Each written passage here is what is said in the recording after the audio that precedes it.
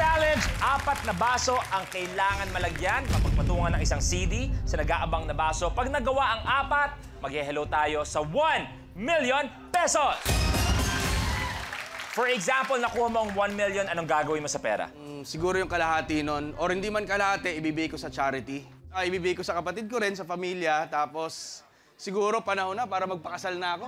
Nice, nice. Pag nanalo po ako, imbitado kayo lahat sa kasal ko. Okay, pasok! Kaya naman sa lahat ng gusto mo mangyari, good luck. And Jeff, dahil 1 minute ang usapan natin, 4 ang kailangan magawa. This time, you have a minute to win it. Good luck. Ibibigay ko sa charity. Ibibigay ko sa kapatid ko rin, sa pamilya. Siguro panahon na para magpakasal na ako. The game begins in 3, Tandaan lang, marker. 1. Go!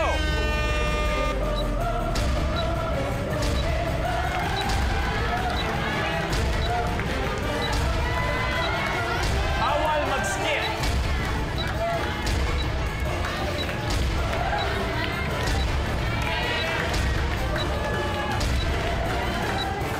Seconds.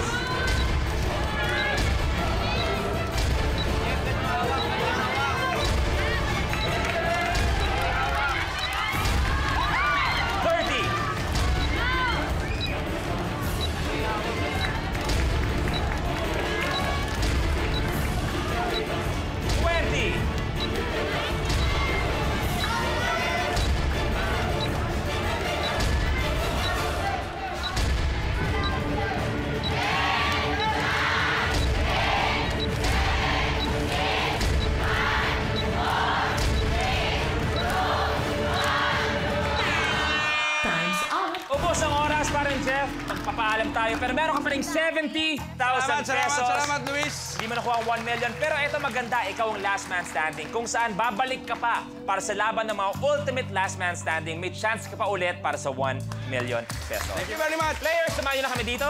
At sa ating mga kapamilya, salamat sa pakikitambay, pakikibonding sa amin. Kaya see you again tomorrow.